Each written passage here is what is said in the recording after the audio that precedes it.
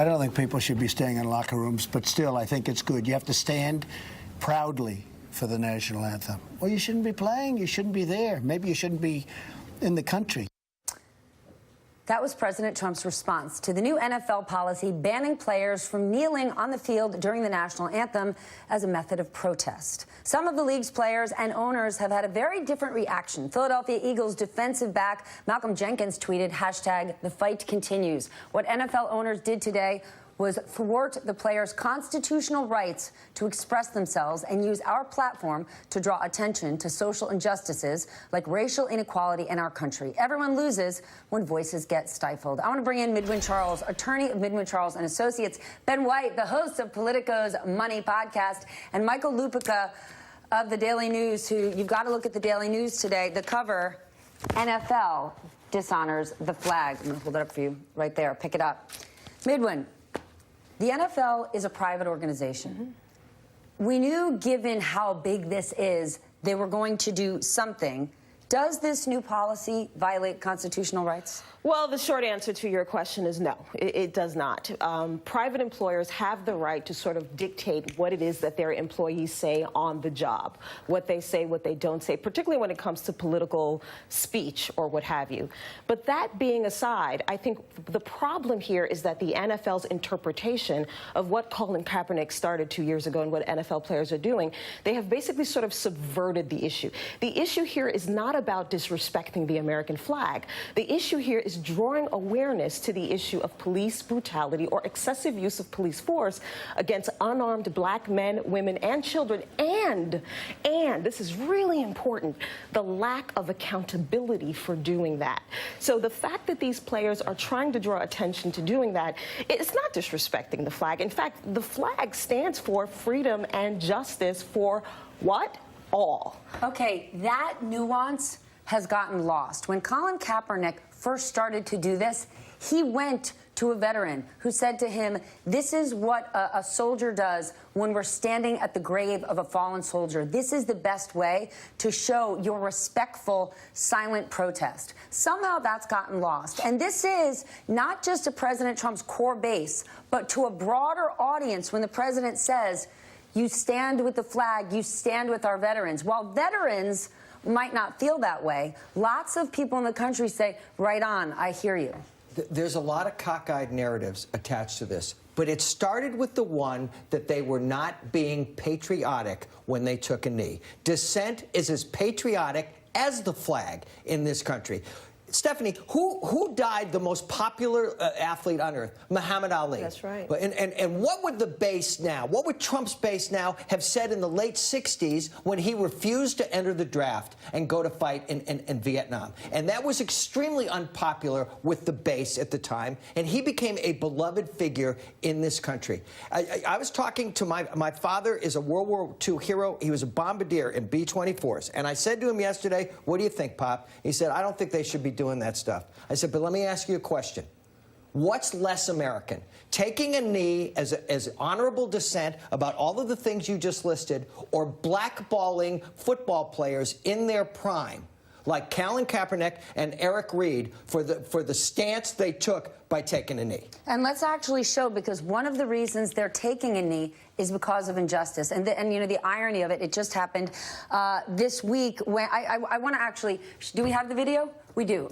Milwaukee police released this disturbing body cam video last night of an incident from January where officers tackled and tased NBA star Sterling Brown, despite the fact, and I beg you to watch this video, he seemed like he was cooperating, and that was the moment that unfolded during a confrontation at a parking lot. Please watch. Take your hands out of your pockets now. I got stuff in my hands.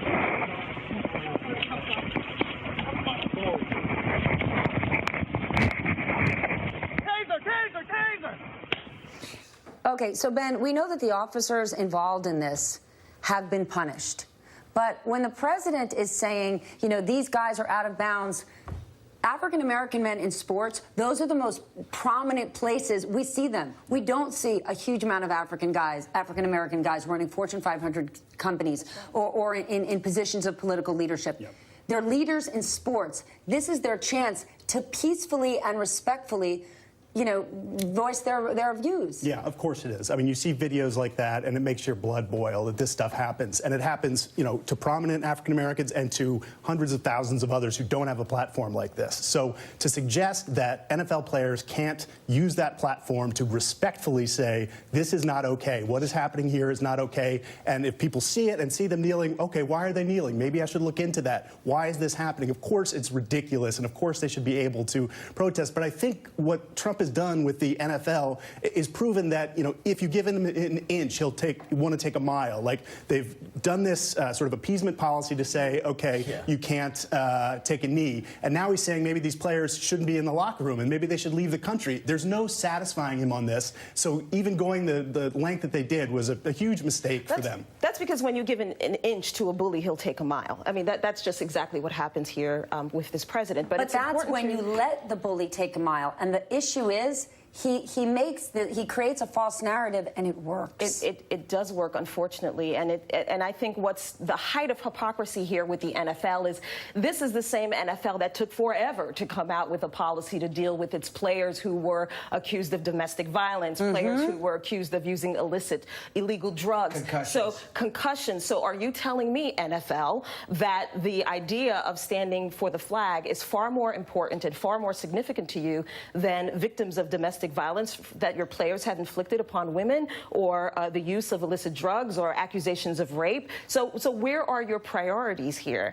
This is really all about money at the end of the day. The NFL was, losing viewership, and there were issues as to whether or not the loss of viewership was the result of these protests. And remember, it's important to remember here that Donald Trump at one point had tweeted, perhaps these NFL teams should be taxed more. But to that point then, if it's all about money, where's the money that stands with these views? Because you could make the argument taking a knee respectfully is standing with the flag, because that is what the United States represents.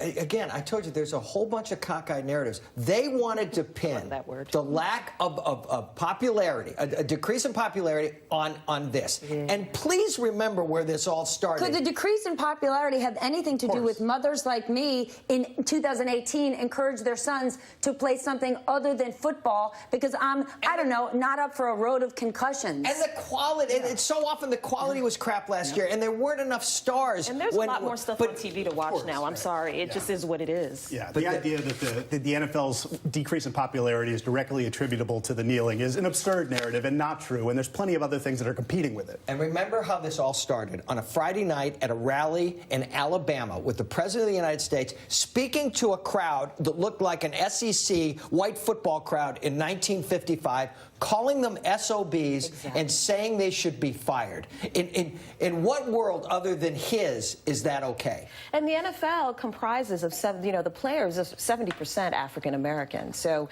if you want to sow I just question why the NFL would do something like this and sort of sow dissension between their players. I mean, these are your money makers. You have to make sure that you want to recruit more African American players. I mean, that really is the bulk of the people who are playing for you in your league. 70%. They took a knee in front of the President of the United States yesterday. That's what happened. 70% African American.